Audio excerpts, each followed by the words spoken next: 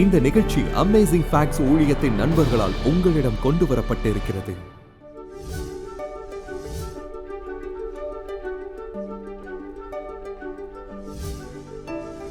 இங்கு 2 ஆலயங்கள் உள்ளன. ஒன்று பரலோகத்தில், இன்னொன்று பூமியில். திருச்சபை கிறிஸ்துவின் சரீரம் என்று அழைக்கப்படுகிறது. பூமியில் இன்றும் ஒரு தேவாலயம் உள்ளது. நீங்களும் நானும் அதன் ஆசாரியர்கள். நாம் அந்த தேவாலயத்தின் ஜீவ கற்களாய் வாழ்கிறோம். அதனால் தான் இது ஒரு முக்கியமான தலைப்பு. நண்பர்களே, தீர்க்க தரிசனங்களின் முக்கிய அடையாளங்களை விளக்கும் இந்த தொடருக்கு உங்களை மறுபடியும் வரவேற்கிறேன். நீங்கள் ஒவ்வொருவரும் இன்றைய நிகழ்வில் எங்களுடன் இணைந்ததற்கு நாங்கள் நன்றி கூறுகிறோம். தனிப்பட்ட முறையில் நன்றி சொல்ல விரும்புகிறேன். இந்த தொடருக்கு தீர்க்க தரிசனத்தின் முக்கிய அடையாளங்கள் என்ற தலைப்பு வைத்திருக்கின்றோம். நிச்சயமாக உலகின் புகழ்பெற்ற அடையாளங்களில் ஒன்று தாஜ்மஹால். இந்த மாமன்னனின் மனைவி அவர்களின் 14வது குழந்தையை பெற்றெடுக்கும் போது இறந்து விட்டார். அவர் அவளை மிகவும் நேசித்தார். அவர் தனது அன்பை நினைவு கூற ஒரு சின்னத்தை உருவாக்க விரும்பினார். எனவே அவர் இந்த அழகான நினைவு சின்னத்தை கட்ட தனது ராஜ்யத்தின் சிறந்த கலைஞர்களை தேர்ந்தெடுத்தார். பலருக்கு தெரியாதது என்னவென்றால், அவர் அதை மக்கள், அதாவது மீட்பை காணும் இடமாகவும் பார்த்தார். பேரரசர் கட்டிடத்தை அர்ப்பணித்த போது, அதாவது பேரரசர் ஷாஜஹான், அவர் இந்த வார்த்தைகளில் அதை அறிவித்தார்: குற்றவாளி இங்கு தஞ்சம் பெற வேண்டுமானால் மன்னிக்கப்படுவது போல் அவன் பாவத்திலிருந்து விடுபடுவான். ஒரு பாவி இந்த மாளிகைக்கு சென்றால் அவனது கடந்த கால பாவங்கள் கழுவப்பட வேண்டும். இந்த மாளிகையை பார்த்தால் அது சோகமான பெருமூச்சுகளை உருவாக்குகிறது. சூரியனும் சந்திரனும் அவர்களின் கண்களிலிருந்து கண்ணீர் வடிந்தது. இந்த மாளிகை உருவாக்கப்பட்டதின் காரணம் அதன் மூலம் படைப்பாளியின் மகிமையை வெளிப்படுத்தத்தான். மிகவும் சுவாரஸ்யமானது, அவர் ஒரு ஏகத்துவ சிருஷ்டிகரை பற்றி பேசுகிறார் மற்றும் இந்த கட்டிடம் ஒரு நபர் தஞ்சம் பெறக்கூடிய இடமாக இருக்க வேண்டும் என்றார், ஒரு அடைக்கல பட்டினம் போல. எனவே இது அழகானது மாத்திரமில்லை, அது ஒரு வழிபாட்டு இடத்தின் அடையாளங்களை கொண்டதாகவும் இருக்கின்றது என்று சொல்லலாம். உங்களுக்கு தெரியும், வேதாகமம் பேசும் ஒரு கட்டிடம் உள்ளது. இது சில சமயங்களில் ஆசரிப்பு கூடாரம், பலிபீடம், தேவாலயம் என்று அழைக்கப்படுகிறது. இது யாத்திரை ஆகமத்திலிருந்து வெளிப்படுத்துதல் வரை பெரும்பாலான முக்கிய வேதாகம தீர்க்கதரிசிகளால் குறிப்பிடப்படுகிறது. இந்த கட்டிடத்தின் பின்னணியில் நாம் இன்றிரவு ரட்சிப்பை பற்றி நிறைய கற்றுக்கொள்ளப் போகிறோம். அதோடு இந்நாளுக்கும் பொருந்தக்கூடிய சில சுவாரஸ்யமான வேதாகம தீர்க்க தரிசனங்களையும் பார்க்க போகிறோம். இன்றைய பாடம் எண் 11. இது பரிசுத்த ஸ்தலத்தை சுத்தம் செய்யும் விஷயத்தை கையாளுகிறது. இஸ்ரவேலின் புத்திரர் எகிப்திலிருந்து வெளியே வந்ததும் மோசே சீனாய் மலையின் மேலே சென்றபோது அவர் அந்த மலையின் மேல் எதை வாங்கினார்? 10 கட்டளைகள். ஆனால் அவர் அங்கு கற்றுக்கொண்டது அது மட்டுமல்ல, இறைவன் அவருக்கு வரைபடங்களை கொடுத்தார் என்று வேதம் சொல்கிறது. கர்த்தர் நோவாவுக்கு வரைபடங்களை கொடுத்தது போல அவர் ஒரு கூடாரத்தை கட்ட மோசேவிற்கு தேவன் வரைபடங்களை கொடுத்தார். இது எபிரேய பொருளாதாரத்தில் வழிபாட்டு மையமாக இருக்க வேண்டும் என்றார். தேவன் மக்களை எவ்வாறு ரட்சிக்கிறார் என்பதை அவர்களுக்கு கற்பிப்பதற்காக இது குறிப்பிட்ட முறையில் வடிவமைக்கப்பட்ட கட்டிடமாக அது இருந்தது. அதை குறிக்கும் வரைபடம் இது. அவர்கள் வனாந்தரத்தின் வழியாக சென்றபோது அவர்களுக்கு நகர்த்தி செல்லக்கூடிய ஒரு ஆசரிப்பு கூடாரம் தேவைப்பட்டது. ஏனென்றால் எதிரிகள் அவர்கள் முகாமை தாக்கும் போது இஸ்ரவேலர் வேறொரு இடத்திற்கு சென்று கூடாரத்தை மீண்டும் அமைத்து 40 ஆண்டுகளாக தங்கள் தோள்களில் சுமந்து அந்த ஆலயத்தை அவர்களுடன் எடுத்துச் சென்றனர். வாக்குறுதி அளிக்கப்பட்ட தேசத்திற்குள் நுழைந்தபோது நிரந்தர கூடாரத்தை கட்டினார்கள். ஆனால் ரட்சிப்பின் திட்டத்தை விளக்கக்கூடிய சில விஷயங்களும் இங்கு வெளிப்படுகிறது. ஒரே ஒரு வாசல் இருந்தது. ஒரே ஒரு வாசல். ரட்சிக்கப்பட எத்தனை வழிகள் உள்ளன என்று இயேசு சொல்கிறார்? 1. அவரே வழியும் சத்தியமும் ஜீவனுமாயிருக்கிறார். நானே வாசல் என்று அவர் சொன்னார். மக்கள் ஆட்டுக்குட்டியை அது வழியாக கொண்டு வருவார்கள். ஆசரிப்பு கூடாரத்தின் முதலில் நடக்கப் போவது என்னவென்றால், அங்கு பலி செலுத்தப்படும். அங்கு முக்கியமான 2 தளபாடங்களை நாம் காண முடியும். நாம் வாசலுக்குள் சென்ற பிறகு முதலில் நாம் காணக்கூடியது பலிபீடம் என்று அழைக்கப்படும் ஒரு இடம். இங்குதான் பலிகள் செலுத்தப்பட்டு பின்பு அவைகளை நெருப்பினால் சுட்டரிக்கப்பட்டு தேவனுக்கு படைக்கப்பட்டது. அது சிலுவையை குறிக்கிறது. அடுத்ததாக நீங்கள் பார்க்கக்கூடிய உபகரணம் ஒரு வெண்கல தொட்டி. இதில்தான் தண்ணீர் வைக்கப்பட்டிருக்கும். பரிசுத்த ஸ்தலத்தில் பிரவேசிப்பதற்கு முன்பாக கழுவிவிட்டு செல்வார்கள் பரிசுத்த ஸ்தலத்தில். எனவே எகிப்தில் இஸ்ரேலின் புத்திரர்கள் அடிமைத்தனத்திலிருந்து காப்பாற்றப்படுவதற்கு முன்பு அவர்கள் ஒரு ஆட்டுக்குட்டியை பலியிட்டனர். பின்னர் அவர்கள் செங்கடல் வழியாக சென்றனர். அந்த தண்ணீர் ஞான ஸ்நானத்தின் அடையாளமாகும். 1 கொரிந்தியர் அத்தியாயம் 10 பவுல் இதை குறிப்பிடுகிறார். அவர்கள் செங்கடல் வழியாக சென்று நிலத்தின் மேல் வருவது ஒரு அடையாள ஞான ஸ்நானம். இயேசு ஆட்டுக்குட்டியானவர் என்று வேதம் சொல்கிறது. இயேசு கண்மலையானவர். இயேசு ஜீவ தண்ணீர். ஆசரிப்பு கூடாரத்தில் நீங்கள் பார்க்கும் அனைத்தும் இயேசுவை பற்றி நமக்கு சொல்கிறது. பின்னர் பரிசுத்த ஸ்தலம் என்று அழைக்கப்படும் இடத்திற்கு செல்கிறீர்கள். இது கூடாரத்தின் முதலறை. நீங்கள் பரிசுத்த ஸ்தலத்திற்கு சென்றவுடன் நீங்கள் முதலில் பார்த்தது இந்த சமூக தப்பங்கள். இயேசு சொன்னார், நானே ஜீவ அப்பம். சரியா? நீங்கள் பார்க்கக்கூடிய மற்றொரு விஷயம் 7 விளக்குகளுடன் ஒரு விளக்குத்தண்டு. ஏனென்றால் நான் உலகின் ஒளி என்று இயேசு சொன்னார். பின்னர் நீங்கள் பார்த்த 3வது விஷயம் இந்த தூப பீடமாகும். அங்குதான் அவர்கள் தூபம் காட்டுவார்கள் மற்றும் சுகந்த வாசனை திரவியங்களை அங்கே தெளிப்பார்கள். அந்த சுகந்த வாசனையானது அங்கிருந்து எழுந்து மகா பரிசுத்த தலத்திற்குள் செல்லும். இது இயேசுவின் பிரார்த்தனையை பிரதிபலிக்கிறது. அவருடைய நாமத்தில் நாம் ஜெபிக்கிறோம். எனவே நாம் கடந்து செல்வதற்கு முன் பரிசுத்த இடத்தில் 3 விஷயங்களை காண்கிறோம். நீங்கள் ஒரு கிறிஸ்தவராக வெற்றிகரமாக இருப்பதற்கான 3 ரகசிய ஆயுதங்கள் இவைகள். நீங்கள் அதை பிடித்தீர்களா? அப்பம், ஒளி, தூபபீடம். இது வேத வாசிப்பை வெளிப்படுத்துகிறது. அது ஜீவ அப்பம். மனிதன் அப்பத்தினால் மாத்திரமல்ல, ஒவ்வொரு வார்த்தையினாலும். சரியா? தேவன் உங்கள் ஒளி பிரகாசிக்கட்டும், நீங்கள் சாட்சியாக இருங்கள், நீங்கள் ஜெபிக்க வேண்டும் என்றார். அதுதான் தூபபீடம். அந்த 3 விஷயங்களும் கடவுளோடு நெருங்கிய உறவை கொண்டிருப்பதற்கான திறவுகோல்கள். இப்போது அந்த திரையின் வழியாக நீங்கள் உள் சென்று மகா பரிசுத்த ஸ்தலம் என்று அழைக்கப்படும் இடத்திற்கு வந்துள்ளீர்கள். அங்கு ஒரே ஒரு விஷயம் இருந்தது. அது என்னது? அது ஒரு பேழை, உடன்படிக்கையின் தங்க பெட்டி. அங்கே உள்ளே என்ன இருந்தது? 10 கட்டளைகள். ஏசாயாவின் வேதாகம தீர்க்க தரிசன புத்தகங்களை நீங்கள் படிக்கும்போது, மரணமடைந்த வருஷத்தில் அத்தியாயம் 6, உசியா ராஜா மரணமடைந்த வருஷத்தில் ஆண்டவர் சிங்காசனத்தின் மேல் வீற்றிருக்க கண்டேன். தரிசனம் தேவாலயத்தில் நடைபெறுகிறது. எசேக்கியேல், நான் இன்று தனி தியானத்தில் அதை படித்தேன். அத்தியாயம் 40, அவர் தேவாலயத்தை அளவிடுகிறார். தேவாலயத்தில் தரிசனம் வருகிறது. சகரியா, தானியேல், இந்த பெரிய தீர்க்க தரிசனங்களின் பின்னணி வெளிப்பாடு. இவைகள் இந்த கட்டிடத்தின் பின்னணியில்தான் உள்ளது. தேவனை பற்றியும் அவர் எவ்வாறு ரட்சிக்கிறார் என்பதையும் தீர்க்க தரிசனம் பற்றியும் கற்றுக்கொள்ளக்கூடிய சில ரகசியங்களையும் நாம் தெரிந்து கொள்கிறோம். எனவே இயேசுவின் ஊழியத்தில் நடந்த ஒரு முக்கியமான விஷயம். பாடத்திற்கு செல்வோம். உங்கள் பாடத்தின் தொடக்கத்தில் உள்ள கதை அது. அதாவது கிறிஸ்துவின் காலத்தில் அந்த தேசத்தின் வழிபாட்டு மையமாக யூத தேவாலயம் இருந்தது. இப்போது அந்த தேவாலயம் இயேசுவின் காலத்தில் மீண்டும் கட்டப்பட்டது. நேபுகாத்நேசார் சாலமோன் கட்டிய ஆலயத்தை அழித்தார். சுமார் 400 ஆண்டுகள் இயங்கியது. பின்னர் நேபுகாத்நேசார் அதை அழித்தார். பின்னர் பல ஆண்டுகளுக்கு பிறகு, 70 ஆண்டுகளுக்கு பிறகு, எஸ்ரா மற்றும் நெகேமியாவின் காலத்தில் அவர்கள் அதை மீண்டும் கட்டினார்கள். அந்த ஆலயத்தில் முந்தைய மகிமை இல்லை.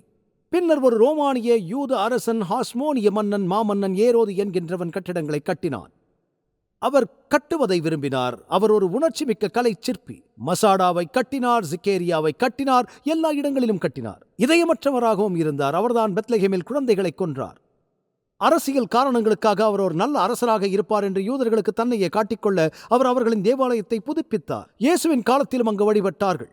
தேவாலயத்தில் கற்பிக்க இயேசு வந்தபோது மக்கள் பலிகளை கொண்டு வருவார்கள் என்று தெரியும். மத தலைவர்கள் அந்த இடத்தை விற்பனை செய்யும் ஒரு பஜாராக மாற்றினர்.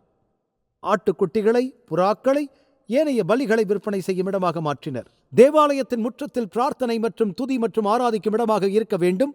மாறாக இது ஒரு பலசரக்கு சந்தை போல் ஒலித்தது. அது ஒரு ஏல வீடு போல இருந்தது. ஒவ்வொருவரும் பலிகளை வாங்குவதற்கு சண்டையிட்டனர். துர்நாற்றம் அங்கு வீசியது. ஆகவே இயேசு ஒரு நாள் அங்கு சென்றார். அவர் கூறினார், என் பிதாவின் வீடு அனைத்து நாடுகளுக்கும் ஒரு ஜெப வீடு. இங்கு அவர் பழைய ஏற்பாட்டை மேற்கோள் காட்டுகிறார். நீங்கள் அதை கள்ளர்களின் குகையாக மாற்றியுள்ளீர்கள். அவர் கண்களிலிருந்து நெருப்பு பறந்தது. பணப்பரிமாற்றிகளின் மேஜைகளை கவிழ்த்தார். உங்களுக்கு நினைவிருக்கிறதா? அவர் ஒரு சாட்டையை செய்தார். கயிறுகளிலிருந்து ஒரு சவுக்கை செய்தார். யாரையும் அடிக்கவில்லை, அது கையிலேயே இருந்தது. பின்னர் அவர் கூறினார், யோவான் அத்தியாயம் 2:16, இவைகளை எடுத்துக்கொண்டு போங்கள், என் பிதாவின் வீட்டை வியாபார வீடாக்காதிருங்கள் என்றார். கவனியுங்கள், என் பிதாவின் வீடு என்று இயேசு கூறினார். கிறிஸ்துவின் ஊழியத்தின் முடிவில் மற்ற தலைவர்கள் அவருடைய போதனையை நிராகரித்த போது, உங்கள் வீடு உங்களுக்கு பாழாக்கி விடப்படும் என்றார். இது சுவாரஸ்யமானது. இங்கு ஒரு மாற்றம் இருக்கிறது. இப்போது கேள்வி எண் 1.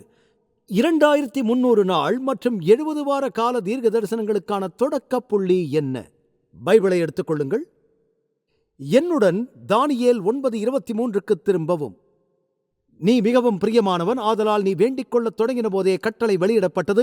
நான் அதை அறிவிக்க வந்தேன். இப்பொழுது சொல்லுகிற வார்த்தையை நீ கவனித்து கேட்டு தரிசனத்தை அறிந்து கொள். அத்தியாயம் 9 எந்த தரிசனமும் இல்லை. அத்தியாயம் 8 உள்ள தூதன் தானியேல் மயக்கமடைந்ததால் அவருக்கு விளக்கத்தை கொடுக்க முடியவில்லை, இல்லையா? 70 வாரங்கள். இந்த வசனத்தை பார்ப்போம். வசனம் 24, தானியேல் 9:24. உன் ஜனத்தின் மேலும் 70 வாரங்கள் செல்லும்படி குறிக்கப்பட்டிருக்கிறது. யூத தேசம். 70 வாரங்கள் என்ற வார்த்தைக்கு உன் மக்களுக்கு நிறைவு நாள் அல்லது ஒதுக்கீடு அல்லது இருப்பு என்று பொருள். எதற்காக? மேசியாவை உலகுக்கு அறிமுகப்படுத்த. உன் பரிசுத்த நகரத்தின் மேல் உள்ள மீறுதலை தவிர்க்கிறதற்கும் பாவங்களை தொலைக்கிறதற்கும் பாவத்திற்கான இறுதி பலி அங்கு செலுத்தப்படும்.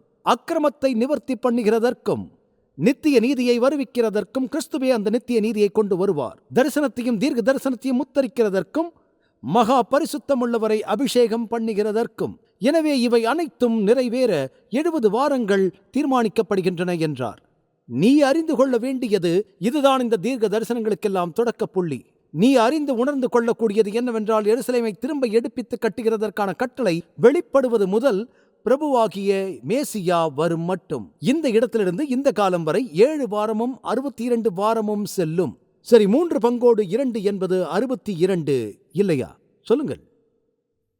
69 ஒரு வாரம் காணவில்லை.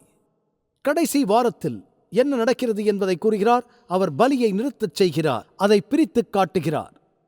எனவே அவர்கள் முதல் 7 வாரம் சுவரையும் தெருவையும் கட்டுகிறார்கள். உங்களுக்கு இன்னும் 69 வாரங்கள் உள்ளன. 69 வாரங்கள். அந்த 69 வார காலத்தின் முடிவில் மேசியா அபிஷேகம் செய்யப்பட்டு ஊழியத்தை தொடங்குவார் என்று அது கூறுகிறது. எனவே பிரபுவாகிய மேசியாவுக்கு 7 வாரங்கள், 3 பங்கு மற்றும் 2 வாரங்கள். இங்கு இதன் ஆரம்ப கட்டம் ஜெருசலேமை மீட்டெடுப்பதற்கும் கட்டி அமைப்பதற்கும் கட்டளையிடுவதாகும். அது எப்போது நடந்தது என்பதை புழுதியும் தூசியும் நிறைந்த வரலாற்றிலிருந்து நம்மால் அறிய முடியுமா? நல்ல செய்தி. அது பைபிளிலேயே கொடுக்கப்பட்டிருக்கிறது. எஸ்ரா 7:7 உள்ளது. அர்தசஷ்டா ராஜாவின் ஆணை. அந்த ராஜா அவர்கள் திரும்பிச் செல்லுவதை அனுமதிக்கும் ஒரு ஆணையை வழங்கினார். நகரத்தையும் சுவர்களையும் தேவாலயத்தையும் மீண்டும் கட்டிக்கொள்ளலாம் என்பது அவரால் கூறப்பட்ட மிக முக்கியமான பல்வேறு கட்டளைகளில் ஒன்றாகும். அது கிமு 457 நடக்கிறது. இது வரலாற்றில் மிகவும் தெளிவாக நிறுவப்பட்ட ஒரு தேதி. தொடர்ந்து இணைந்திருங்கள் நண்பர்களே. இன்னும் சற்று நேரத்தில் தொடர்ந்து நம்முடைய செய்தியானது தொடரும். அமேசிங் ஃபேக்ட்ஸ் இங்கே இந்தியாவில் உங்களுக்கு ஒரு இலவச பரிசு கொடுக்க விரும்புகின்றது. உங்கள் இலவச பிரதியை பெற திரையில் உள்ள தொலைபேசி எண்ணை அழையுங்கள் அல்லது இணையதள முகவரியை அணுகுங்கள். இந்த அருமையான புத்தகத்தை நீங்கள் வாசித்த பின்பு நண்பர்களுடன் பகிர்ந்து கொள்ளுங்கள். இப்போது நாம் மறுபடியும் செய்திக்கு செல்வோம். இன்னும் பல அரிய கருத்துக்களை தேவ வார்த்தையிலிருந்து கற்றுக்கொள்வோம். எனவே இப்பொழுது தொடக்க புள்ளியை பெற்றுள்ளீர்கள். 457. மேசியா தனது ஊழியத்தை தொடங்குவதற்கு 69 வாரங்கள் எடுக்கும் என்று அவர் கூறுகிறார். முதலில் 7 வாரங்கள் இருக்கும். 49 வருடங்கள். அவர்கள் சிரமமான நேரங்களில் தெருக்களையும் சுவரையும் கட்டிய பிறகு இன்னும் 62 வாரங்கள் இருக்கும். மொத்தம் 69 இல்லையா? இப்போது நீங்கள் வேதாகம தீர்க்க தரிசனத்தை விளக்கும் போது நீங்கள் பயன்படுத்த வேண்டிய கொள்ளளவு என்ன? ஒரு நாள் என்பது ஒரு வருடத்திற்கு சமம். இதை குறிக்கும் பல வசனங்கள் உள்ளன. எசேக்கியேல் 4:6. வருஷத்துக்கு பதிலாக ஒவ்வொரு நாளை உனக்கு கட்டளையிட்டேன். எண்ணாகமம் 14:34 வாசிக்கலாம். ஒவ்வொரு நாள் ஒவ்வொரு வருஷமாக. தேவதூதன் சொன்னான். கிமு 450 முதல் 69 வாரங்களை எண்ணி பார்த்தால் நீங்கள் பிரபுவாகிய மேசியாவிடம் வருவீர்கள். எனவே இப்போது அது நடந்ததா? இங்கு வாருங்கள். தீர்க்க தரிசனத்தில் ஒரு நாள் ஒரு வருடத்திற்கு சமம். கிமு 457 முதல் 483 ஆண்டு வரை சென்றால் அது இயேசு ஞானஸ்நானம் பெற்ற கிபி 27 ஆண்டிற்கு வந்து விடுகிறது. மத்தேயு 1:22 மற்றும் 23 தீர்க்கதரிசியின் மூலமாய் கர்த்தராலே உரைக்கப்பட்டது நிறைவேறும்படி இதெல்லாம் நடந்தது. அவன் இதோ ஒரு கன்னிகை கர்ப்பவதியாகி ஒரு குமாரனை பெறுவாள், அவருக்கு இம்மானுவேல் என்று பெயரிடுவார்கள் என்று சொன்னான். இம்மானுவேல் என்பதற்கு தேவன் நம்மோடிருக்கிறார் என்று அர்த்தமாகும். மகா பரிசுத்தவரை அபிஷேகிப்பதுதான் இதன் முக்கிய நோக்கம் என்று தானியேல் 9:24 சொல்லுகிறது. இயேசு ஞான ஸ்நானம் பெற்றபோது பரிசுத்த ஆவியால் நிரப்பப்பட்டாரா? பரிசுத்த ஆவி புறாவை போல் இறங்கி வந்தாரா? இயேசுவின் ஊழியத்தின் தொடக்கத்தை குறித்தது எது?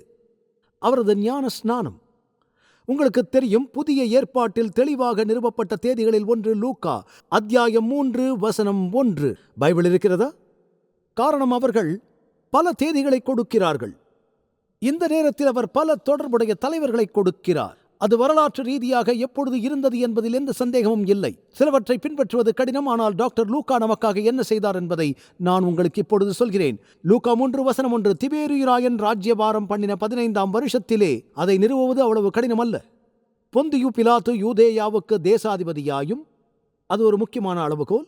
ஏரோது கலிலேயாவுக்கு அதிபதியாயும், பிலிப்பு கார்பங்கு தேசமாகிய இத்துரேயாவுக்கும் திராகுனித்தி நாட்டிற்கு அதிபதியாயும், லிசானியா கார்பங்கு தேசமாகிய அபிலேனேக்கே அதிபதியாயும், அன்னாவும் காய்ப்பானும் பிரதான ஆசாரியராயும் இருந்த காலத்தில் யோவானுக்கு தேவனுடைய வார்த்தை உண்டாயிற்று. வெவ்வேறு தலைவர்கள் அனைவரையும் பாருங்கள். அந்த வெவ்வேறு புள்ளிகள் அனைத்தையும் நீங்கள் முக்கோணமாக்கலாம். சரி, முக்கோணத்தில் 3 முனைகள் மட்டுமே இருக்கும். அவர் சுமார் 5 வெவ்வேறு தலைவர்களை கொடுக்கிறார். வரலாற்றில் ஒரே தேதி மட்டுமே இருக்கிறது. அவை அனைத்தும் ஒத்துப்போன வருடம் என்னவென்றால் கிபி 27. இது ஒரு மிகவும் முக்கியமான நாள். இந்த வருடத்தில்தான் இயேசு ஞான ஸ்நானம் பெற்றார். இது கிமு 457க்கு பிறகு சரியான கால அளவை குறிக்கிறது. மார்க் 1:15 இயேசு பிரசங்கிக்க தொடங்கிய போது அவர் என்ன சொன்னார் தெரியுமா? காலம் நிறைவேறியது. ஞான ஸ்நானத்திற்கு பிறகு இயேசு சொன்னார், காலம் நிறைவேறியது. அவர் எந்த காலத்தை பற்றி பேசுகிறார்? அவர் தானியேலின் தீர்க்க தரிசனத்தில் இருந்த காலத்தை பற்றி பேசுகிறார். அவர் அபிஷேகம் செய்யப்பட்டார். அவர் பிரசங்கிக்க தொடங்கினார். மேசியா எப்போது வருவார் என்று யோசித்துக் கொண்டே ஒவ்வொரு யூதரும் தானியேல் 9 தீர்க்க தரிசனத்தை வாசிப்பார்கள். இதன் பொருள் என்னவென்றால், அவர்கள் தங்கள் வேதாகமங்களை படிக்க வேண்டிய விதத்தில் படித்திருந்தால் ஆண்டவர் பிறந்த நேரத்தை அவர்கள் அறிந்திருக்க முடியும். ஒரு பிரதான ஆசாரியன் தனது 30வது வயதுக்கு பின்னரே இறைப்பணி செய்ய முடியும். 30 வயதுக்கு பின்னரே முடியும். யோசேப்பு 30 வயதில் ஆட்சி செய்ய தொடங்கினார். தாவீது 30 வயதில் தொடங்கினார். ஆசாரியர்கள் தொடங்கினார்கள். மேசியா தனது 30வது பிறந்த நாளில் அவருடைய ஊழியத்தை தொடங்குவார் என்று அவர்கள் யூகித்திருக்கலாம். உங்களுக்கு அதை பற்றி தெரியுமா? அது கூறுகிறது இயேசுவுக்கு 30 வயதான போது. லூக்காவிலும் அப்படித்தான் இருக்கிறது. அபிஷேக நாளிலிருந்து 30 வருடங்கள் பின்னோக்கி சொல்லுவதுதான். எப்போது பிறந்திருப்பார் என்பதை யூகிக்கலாம். பார்க்கும் விஷயங்களை மறுபரிசீலனை செய்ய 2 விளக்கப் படங்களை இங்கே வைத்திருக்கின்றேன். அதை பார்க்கலாம். முதலில் உங்களுக்கு தெரியும், 457 உங்களுக்கு 69 வாரங்கள் இருக்கிறது. அது அவருடைய ஞானஸ்நானம் வரை 483 வருடங்கள் எடுக்கிறது. அதாவது கிபி 27. இந்த தீர்க்க தரிசனத்தில் அடுத்து என்ன நடக்கப் போகிறது? மேலும் அதற்கான பதிலை தானியேல் அத்தியாயம் 9 வசனங்கள் 26 மற்றும் 27 படிக்கலாம். அது கூறுகிறது, மேலும் 62 வாரங்களுக்கு பின்பு மேசியா என்ன சங்கரிக்கப்படுவார், ஆனாலும் தமக்காக அல்ல.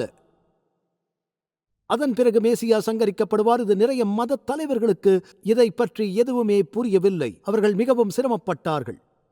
ஏனென்றால் அவர்கள் மேசியா வந்து அவரது தசைகளை வளைத்து தாவீது மற்றும் சாலமோன் ராஜாவின் கலவையாகவும் உருவெடுத்து ரோமானியர்களை வீழ்த்தி ஒரு வல்லரசாக்குவார் என்று விரும்பினர். ஆனால் மேசியா ஒரு ஆட்டுக்குட்டியாக வந்து மரிப்பது அவர்களின் நம்பிக்கைகள் மற்றும் கனவுகளுடன் சரியாக பொருந்தவில்லை. பின்னர் அது தொடர்கிறது. அவர் ஒரு வாரம் அளவும் அநேகருக்கு உடன்படிக்கையை உறுதிப்படுத்தி அந்த வாரம் பாதி சென்றபோது பலியையும் காணிக்கையையும் ஒழிய பண்ணுவார். மேசியா அபிஷேகம் செய்யப்பட்டார். ஆனால் இயேசு 7 ஆண்டுகள் பிரசங்கிக்கவில்லை. அவர் 3.5 வருடங்கள் பிரசங்கிக்கிறார். கடைசி வாரத்தின் இடையில் சங்கரிக்கப்படுகின்றார். கிறிஸ்து கிபி 31 மரித்தார். நான் பிரசங்கிக்கிறேன். 12 அப்போஸ்தலர்களுக்கு பயிற்சி அளிக்கப் போகிறேன். நான் பிரசங்கிக்கிறேன். அவர் கூறுகிறார், அவர் புறப்பட்டு பரலோகத்துக்கு செல்லும் போது பிதா என்னை அனுப்பியது போல நான் உங்களை அனுப்புகிறேன். ஆனால் இதை கற்றுக்கொள்ளுங்கள். முதலில் உலகமெங்கும் போய் என்று இயேசு சொல்லவில்லை. உண்மையில் அவர் நீங்கள் எங்கும் செல்ல வேண்டாம், நீங்கள் பரிசுத்த ஆவியை பெறும் வரை ஜெருசலேமில் காத்திருங்கள். பரிசுத்த ஆவியை பெறும்போது எருசலேமிலும் யூதேயாவிலும் எனக்கு சாட்சிகளாக இருப்பீர்கள் என்றார். முதலில் எருசலேம், பின்னர் யூதேயா, அப்போஸ்தலர் 1ஆம் அத்தியாயம், பின்பு சமாரியாவிலும் பூமியின் கடைசி எங்கும் என்கிறார். கிறிஸ்து உயிர்த்தெழுந்த பின் அவர்களை பிரசங்கிக்கும்படி அனுப்பிய போது புறஜாதியாரின் வழியில் செல்லாமல் காணாமற் போன ஆடுகளாகிய இஸ்ரவேல் வீட்டாரிடத்திற்கு போங்கள் என்றார். அவர் முதலில் தனது சொந்த மக்களிடம் உடன்படிக்கையை உறுதி செய்து முடிக்க விரும்பினார். தேவன் ஆபிரகாமுக்கு கொடுத்த வாக்குறுதியை குறிப்பாக உறுதிப்படுத்தினார். உமது மக்களுக்கு 7 வருடத்திற்குள் உடன்படிக்கையை உறுதிப்படுத்தப் போகிறேன் என்றார். மேசியாவின் முதல் 3.5 ஆண்டுகள். பின்னர் அவர் சங்கரிக்கப்படுகிறார். பின்னர் 3.5 ஆண்டுகளில் அவரை விசுவாசித்தவர்கள் மூலம் உறவாடுகிறார். இந்த விளக்கப்படத்தின் கீழே உள்ள பகுதியை பாருங்கள். கிறிஸ்து ஞானஸ்நானத்தில் பெற்றபோது 69 வாரங்கள் முடிகிறது. 3.5 ஆண்டுகள் அவர் நேரில் பிரசங்கிக்கிறார்.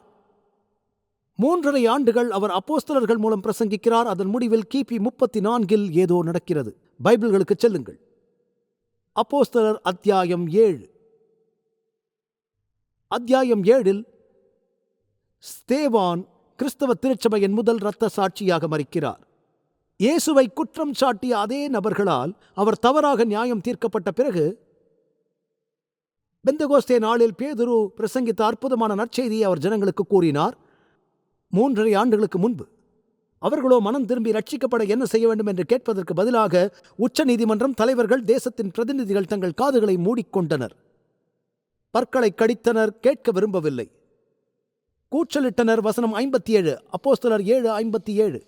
அவர்கள் உரத்த சத்தமாய் கூக்குரலிட்டு தங்கள் காதுகளை அடைத்துக் கொண்டு அவன் மேல் பாய்ந்து அவனை நகரத்துக்கு புறம்பே தள்ளி அவனை கல்லெறிந்தார்கள். சாட்சிக்காரர் தங்கள் வஸ்திரங்களை கழற்றி சவுல் எண்ணப்பட்ட ஒரு வாலிபனுடைய பாதத்தின் அருகே வைத்தார்கள். யாருடைய பெயர் பின்னர் என்னவாக மாற்றப்பட்டது? இது வரலாற்றில் ஒரு முக்கிய புள்ளி இல்லையா? கிபி 34 தேசம் அதிகாரப்பூர்வமாக தங்கள் காதுகளை அடைத்துக் கொண்டது. இயேசுவை பற்றி கேட்க விரும்பவில்லை என்றார்கள். இயேசுவை கொன்றதைப் போலவே அவரின் பிரதிநிதியையும் கொன்றனர். தவறான நீதியை வழங்கினர். ஒரு கும்பலால் நகரத்திற்கு வெளியே அழைத்துச் செல்லப்பட்டார், கொல்லப்பட்டார், ஆடைகள் கழற்றப்பட்டது, கிறிஸ்துவின் ஆடைகள் பறிக்கப்பட்டது போலவே. மேலும் நீங்கள் அத்தியாயம் 8 வசனம் 1 படித்தால், அவனை கொலை செய்கிறதற்கு சவுலும் சம்மதித்திருந்தான். அக்காலத்திலே எருசலேமில் உள்ள சபைக்கு மிகுந்த துன்பம் உண்டாயிற்று. அப்போஸ்தலர் தவிர யாவரும் யூதேயா, சமாரியா தேசங்களில் சிதறப்பட்டு போனார்கள். எல்லா இடங்களுக்கும் சென்று பிரசங்கம் செய்தனர். ஒரு பெரிய உபத்திரவ காலம் வந்தது. அது அந்த நேரத்தில் இங்கே என்ன நடந்தது என்பதை முழுமையாக விளக்குகிறது. தானியேலுடன் பேசிய தேவதூதனின் கூற்றுப்படி 2300 வருட காலத்தின் முடிவில் என்ன நடக்கும்? பதில் தானியேல் 8:14 உள்ளது.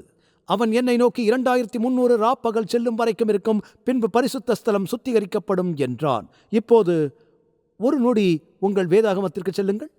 நீங்கள் தானியேல் 8ஆம் அத்தியாயத்தை பார்த்தால் நாம் இங்கே வாசிக்கலாம். வசனம் 12, பாதகத்தின் நிமித்தம் அன்றாட பலியோடும் கூட சேனையும் அதற்கு ஒப்புக் கொடுக்கப்பட்டது.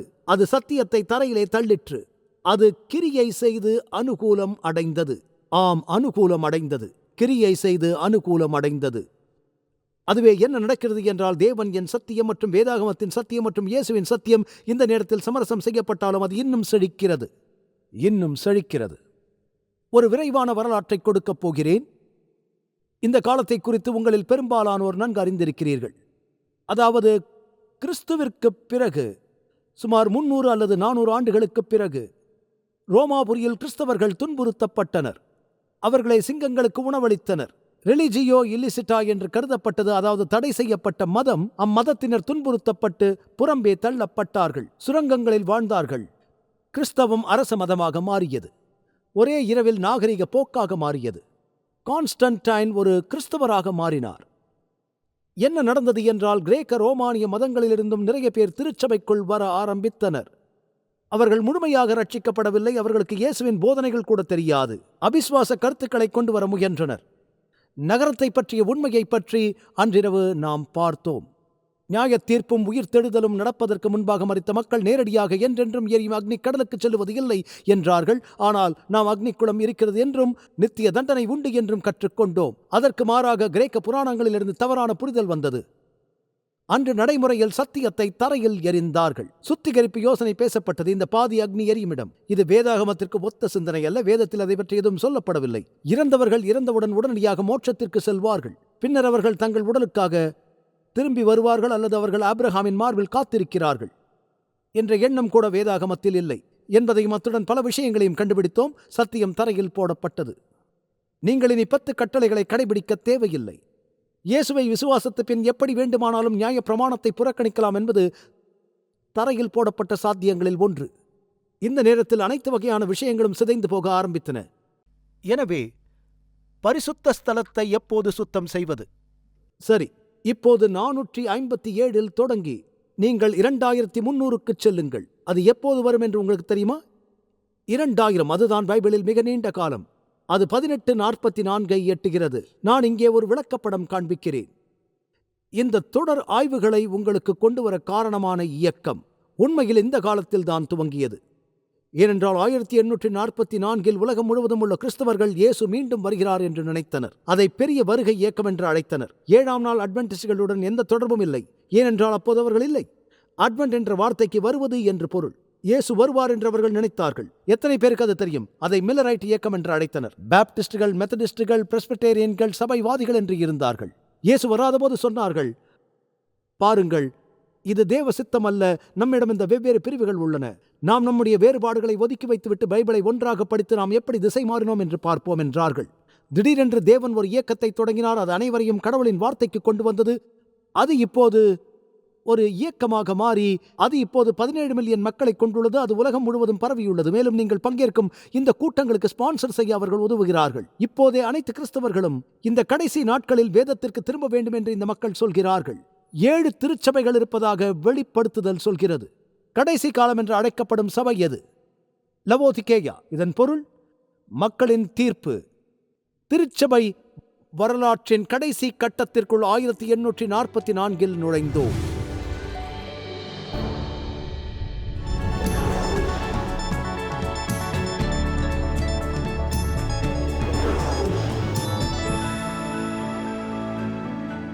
வணக்கம் நண்பர்களே, நாங்கள் இங்கே பிலிப்பீன்ஸில் எப்படி எரிமலை மற்றும் ஏரி இருக்கிறது என்று பார்த்துக் கொண்டிருக்கிறோம். இது உலகம் முழுவதிலும் உள்ள புவியியலின் மிகவும் சுவாரஸ்யமான பகுதிகளில் ஒன்று. இந்த பெரிய மோனோலோலா ஒரு காலத்தில் உலகின் மிகப்பெரிய எரிமலையாக இருந்தது. மற்றொரு எரிமலையை கொண்டிருக்கும் ஒரு ஏரியும் இங்கு இருக்கிறது. அதில் மற்றொரு சிறிய ஏரியும் இருக்கிறது. அதில் மற்றொரு சிறிய தீவும் இருக்கிறது. அதோடு இந்த எரிமலை முக்கிய வழியில் 6 முறை வெடித்திருக்கிறது. 1500களிலிருந்து 1911ஆம் ஆண்டில் கூட வெடிப்பு உண்டானது. 30,000த்திற்கும் மேற்பட்டோர் இறந்தனர். சமூகத்தை மூடிய சாம்பலில் ஏற்பட்ட புகையால் அநேகர் கொல்லப்பட்டனர். ஏரியில் உண்டாகும் சுனாமிகள் உண்டு. ஏரியின் எல்லைகள், அதை சுற்றியிருந்த கிராமங்கள் அழிந்தன. இது பிலிப்பைன்ஸில் மிகவும் கவனமாக கண்காணிக்கப்படும் நில அதிர்வு இடங்களில் ஒன்று. இந்த எரிமலை எந்நேரமும் கண்காணிக்கப்பட்டு வருகிறது. மேலும் 2006ஆம் ஆண்டு நிலவரப்படி நீர் வெப்பநிலை உயர்ந்து வருவதை அவர்கள் கவனிக்கிறார்கள். வேறு விதமாக சொல்வதானால், இந்த எரிமலை குறித்த நேரத்தில் வெடிப்பதை அவர்கள் அறிந்திருக்கிறார்கள். இது உண்மையிலேயே பெரிய சுவாரஸ்யமானது.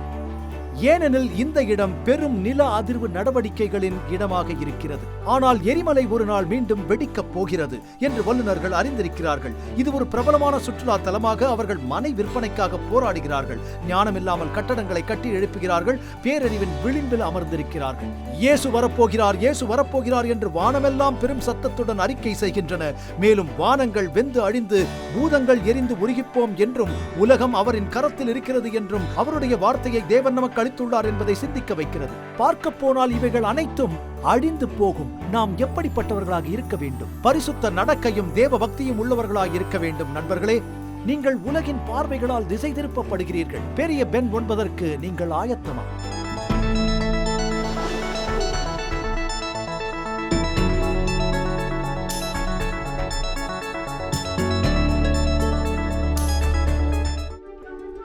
ஐம்பது வருடங்களுக்கும் மேலாக அமேசிங் ஃபேக்ட் ஊழியங்கள் நற்செய்தியை உலகம் முழுவதும் பகிர்ந்து கொண்டிருக்கிறது. இயேசுவின் சித்தத்தின்படி அனைத்து மக்களுக்கும் நித்திய சுவிசேஷத்தை அறிவித்துக் கொண்டிருக்கிறது. உங்கள் ஜெபத்திற்கும் ஆதரவிற்கும் நன்றி.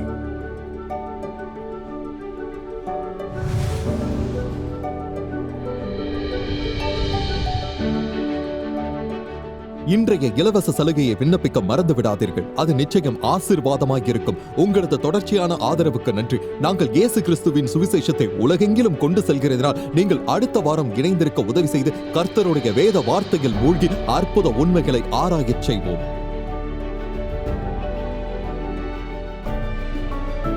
இந்த நிகழ்ச்சி அமேசிங் ஃபேக்ட்ஸ் ஊழியத்தின் நண்பர்களால் உங்களிடம் கொண்டு வரப்பட்டிருக்கிறது.